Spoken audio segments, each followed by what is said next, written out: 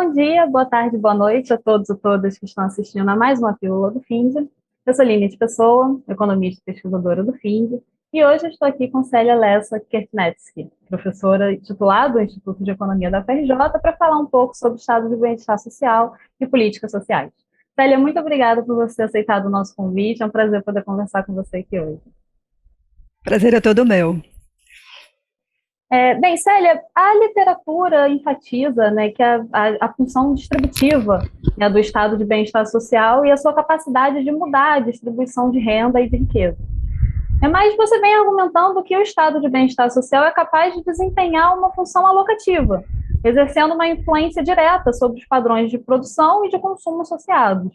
Dessa forma, a política social seria também um mecanismo de redistribuição de recursos, né, para além da redistribuição de renda, capaz de fortalecer as sociedades em face dos desafios sociais e ambientais. Então, você poderia explicar para a gente de que forma a política social pode atuar como uma política de alocação de recursos? Claro, Linit, obrigada pela pergunta, ótima pergunta. Bom, normalmente a função de alocação de recursos da política social ou do estado de bem-estar, ela é muito pouco destacada. A atenção em geral ela recai sobre a função distributiva. E trabalhos empíricos, quando eles querem medir a efetividade do estado de bem-estar, eles identificam um antes e um depois do governo, em função, então, dos impactos que as transferências governamentais e os impostos diretos, tá, que seria um resumo do welfare state, eles exercem sobre a pobreza e a desigualdade. Mas a gente sabe que os gastos públicos em serviços sociais, eles são muito importantes, eles são grandes, expressivos. E eles podem atingir, em alguns países, mais do que metade do gasto social total. No Brasil, dá mais ou menos 50%. Os estudos sobre incidência fiscal, que são os trabalhos que buscam justamente medir o impacto distributivo de transferências e tributação direta, eles tentam captar também o efeito desses gastos, em geral, gastos sobre pobreza e desigualdade, imputando renda às famílias, que seria equivalente aos gastos públicos em serviços, tá? Bom, mas esse olhar, mesmo que ele seja correto, ele não revela todo o potencial da política social. E ainda percebe a política social como algo exclusivamente passivo, como corretora ou mitigadora de problemas, o que ela também é. Né? Mas a discussão que eu proponho nesse artigo, que vai sair agora na Revista de Economia Política, no número de outubro, é que a política social ela não é só uma espécie de clean after the mess, sabe? Conserta depois que o problema está criado, mas ela pode ter um papel mais estruturante daquilo que eu chamo no artigo de socioeconomia. Não é só a economia, a ideia é uma amálgama da estrutura econômica com a estrutura social. Não é que ela não faça isso, ela já faz, mas eu acho que ela faz timidamente e com pouca consciência e deliberação. Então a ideia, basicamente, é notar que a política social ela tem o potencial de alterar o padrão de consumo e o padrão de produção de uma economia, tá? Numa direção mais equitativa e principalmente mais ecologicamente amigável. Em outras palavras, promovendo o que a gente chama na literatura mais recente de bem-estar equitativo e sustentável, tá? Essa tomada de consciência, esse uso mais estratégico da política social, ela deve certamente requerer uma expansão considerável do gasto público em serviços sociais públicos, tá? É em países em que esses serviços são mais robustos que a gente tem os melhores resultados em termos de necessidades sociais que são atendidas, equidade e responsabilidade ambiental.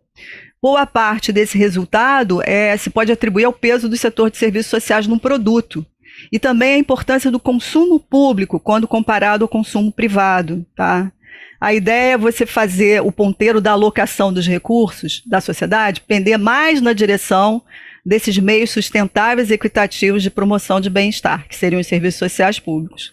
Isso de forma bem sintética, a gente não tem muito tempo aqui para discutir os detalhes, né? Não, claro.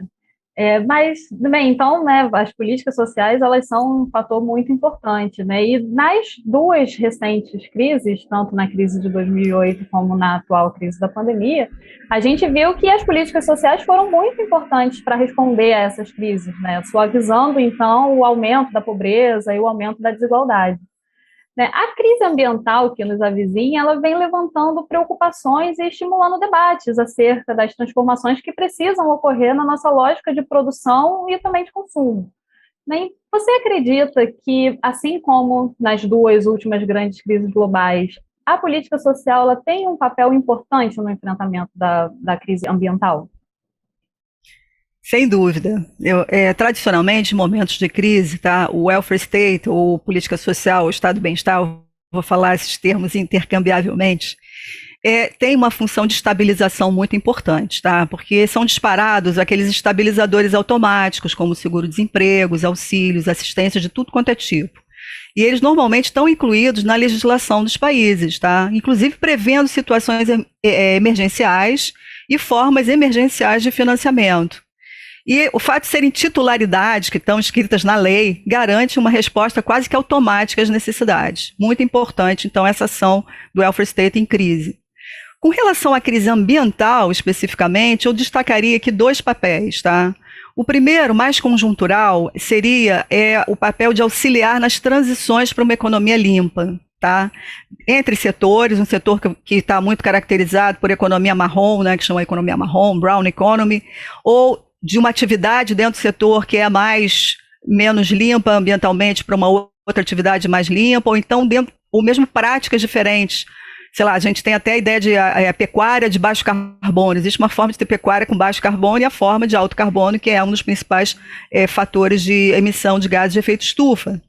Então, a política social ela pode auxiliar nessas transições com programas de transferência de renda, mas também apoiando programas de capacitação e recapacitação da força de trabalho, que estava envolvida naquelas atividades, digamos, brown, né, para as atividades clean.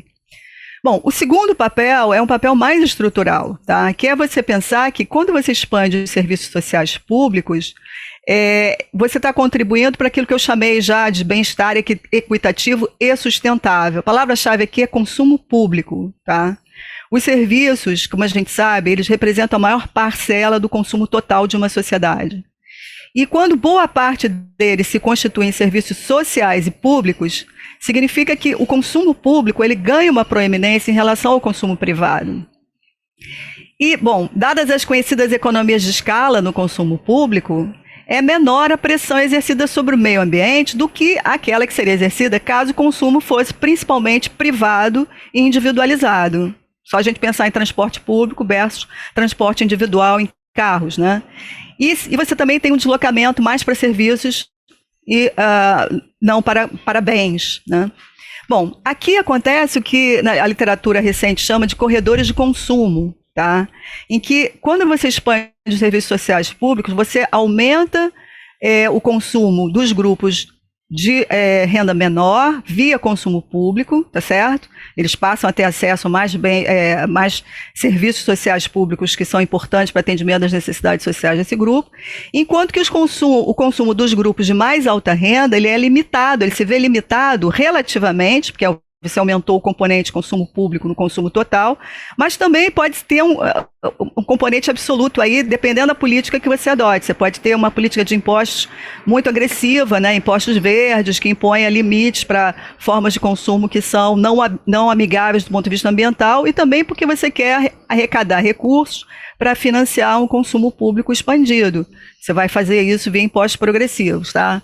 Então, essa ideia dos corredores de consumo, ela se adequa bem a esse modelo aqui que eu estou discutindo de serviços sociais públicos. Então, esse é o primeiro papel, tá? O segundo é você pensar, o primeiro papel, então, na discussão de serviços como algo que favorece a redução da crise ambiental. O segundo papel seria você pensar que os serviços sociais públicos, eles são intensivos em pessoas e não em recursos naturais, tá? E os servidores públicos, né? E vários trabalhos mostram que esses serviços, eles têm pegada ecológica relativamente baixa. A gente tem já um estudo para o Brasil que foi feito pelo economista Márcio Alvarenga na sua tese de doutorado, que é para ser defendida dentro em pouco, e ele já cedeu alguns dados para mim, e essa é uma matriz insumo-produto, tentando ver também os efeitos de encadeamento ambiental, tá, dos diferentes setores da economia, não só os encadeamentos para trás normais que você faz no estudo da matriz insumo-produto, mas também o impacto ambiental que aquele bem ou serviço produz. Então, esse estudo mostra que, em termos de efeitos de encadeamento ambiental, né, os serviços sociais públicos estão entre os setores que têm os efeitos mais baixos, tá?